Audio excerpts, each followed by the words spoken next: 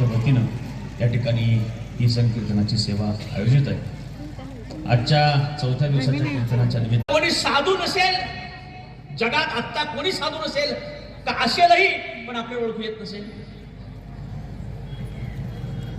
आपल्या भोवताल जगात कोणी संतच नसतील का असतीलही पण आपल्याला ओळखू येत नसतील, असतील पण आपल्याला ओळखू येत नाही. आपल्याला जे संत ओळखू येतात ना त्यांनी बाह्य स्वरूपानं ते संत असतात आणि ज्यांच्याकडे संतत्वाची साधूची अंतर्लक्षणं असतात त्याला बाह्य लक्षण धारण करण्याची आवश्यकता नाही. तुमच्याकडे कसं आहे मला माहित नाही. राजूबा आमच्याकडं पल्सर गाडीवर साधू बसून येतात.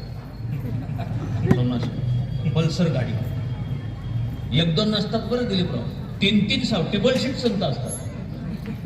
गावाच्या गाव कुसाला कुठेतरी गाडी उभी करतात, लगेच पहिले कपडे काढून टाकतात, नवीन कपडे घालतात. नवीन म्हणजे भगवे कपडे घालतात, एकावर एक चांगल्या भरपूर रुद्राक्षाच्या माळा घालतात, हाताला वगैरे बांधतात, इकडे तिकडे बांधतात. चांगल्या निष्ठावान वारकऱ्याला वर्षभर पुरे एवढा गंध एका दिवसात लावतात. इंदोरीकरांच्या भाषेत सांगू का, आमच्या थोरल्यांच्या भाषेत सांगतो, जिकडं खाजं होईल तिकडं गंध लावतो.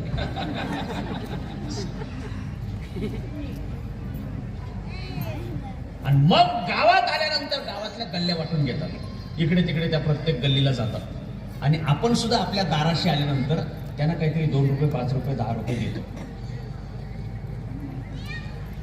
आपण त्यांना देत असलेली दक्षिणा सामान्य माणूस म्हणून देतो का साधू म्हणून देतो?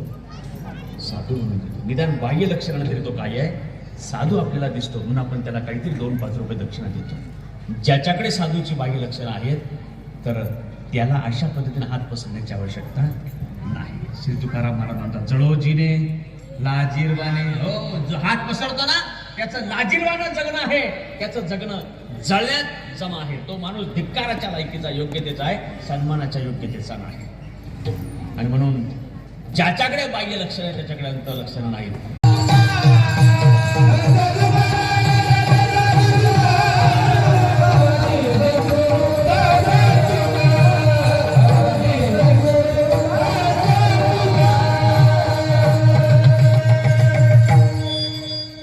पांडुरंगाकर प्रथम मन चरण संतांच्या त्यांच्या कृपादानी कधीर्थ विस्तार बाबाजी सद्गुरुदास नमत ज्ञानेश्वरा, नमत ज्ञानेश्वरा, निवृत्ती उदारा स्वप्नदेव मुक्ताबाई, नमो त्रिभुवन पावनी अत्यंतरे जननी देवाची, नमो सद्गुरु तुकया ज्ञानदीपा, नमो सद्गुरु सच्चिदानंद रूपा.